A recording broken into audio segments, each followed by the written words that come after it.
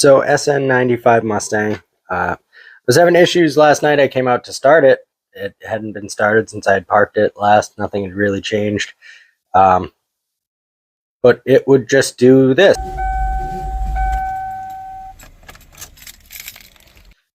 Now, I decided to retrace all my grounds.